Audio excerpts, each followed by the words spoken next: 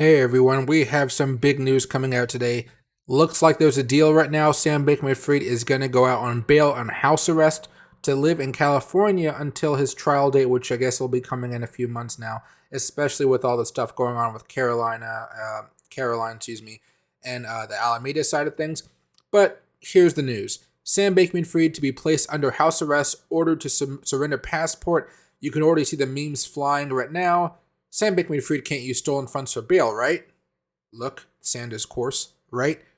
Looks like he can, everybody. He said he was just down to $100,000. I'm guessing his parents had to do something to help him out here, and they do have connections with a lot of Democrats, right? And actually a lot of Republicans as well now. So we're going to be following this closely, but I want you guys to look at this picture that CNBC used for the top of their story. He's a crook. He's a crook, and he should go away for a long time. Definitely. I'm hoping that because Caroline and the other guy managed to flip on him, it should be a pretty easy shut and close case. But you never know how these trials go. There's already talks about what happens if he's Epstein and stuff like that.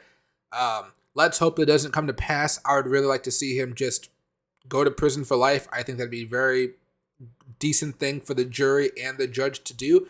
But there's a lot of politics in this as well, because if this does go to trial, uh, you know, there's going to be a lot of stuff the prosecution may try to bring out and the defense may try to bring out, that may not be so flattering to Democrats and Republicans. And if both parties don't want you to talk, it's usually pretty hard for a case like that to get as much coverage, right?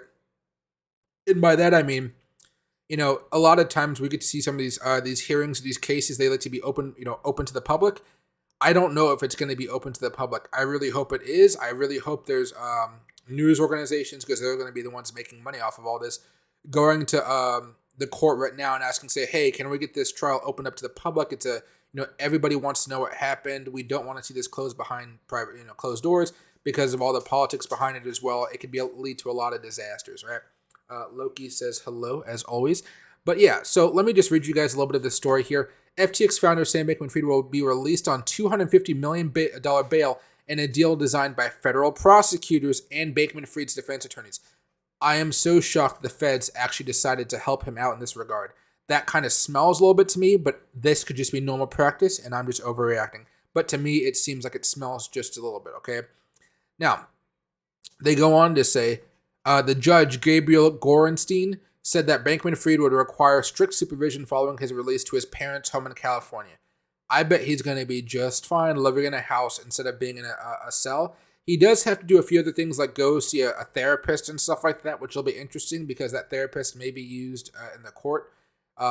If he does something really, like if he says like, oh, I'm pleading insanity, I was just crazy, nobody, yada, yada, yada. But yeah, so it should get more and more interesting here over the next few days, everybody. But Bankman-Fried's parents would put up the equity in their home to partially satisfy bail conditions. As part of the release, Bankman-Fried would be released into the custody of his parents' home. Bankman-Fried had previously claimed he was down to a mere $100,000. That $100,000 has to be mostly gone by now if you guys are going to be talking, if we're going to be talking about lawyer fees. I'm betting that he got some really good lawyers to deal with something this complex, because this trial is going to go on for like a year plus, if it even goes to trial at all. He may just plead guilty and get like life in prison with a chance of parole. If he goes to trial, I don't think he's going to get parole. I think he'll just stay in prison until he dies, which is my personal feeling on the subject. That's what I kind of want for him. However, and this is a breaking story, so we'll probably have more in the future. Oh, yeah, now there's even more than before, right? Let's start here. So yeah, Bankman-Fried stands accused of perpetrating a multi-billion-dollar fraud. We all know this. Federal regulators allege over $8 billion in customer funds are missing.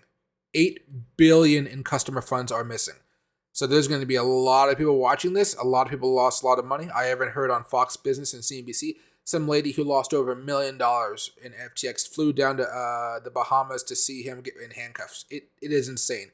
There are tons of people who are very, very upset, and I believe they're going to be upset for a very, very, very long time. The 30-year-old will face his next hearing on January 3rd, 2023. So there we're going to have to look at that as well. So we won't have much news probably until then. But, it's he's getting a break right now, and I don't think he deserves one. But the justice system gives preferential treatment, if I said that word correctly, to those with a lot of money and to those who have connections to just part of the American justice system. But pretty disappointed with the way the feds handled this. I would have liked them to at least fight for him to stay in a cell until January 3rd and going on.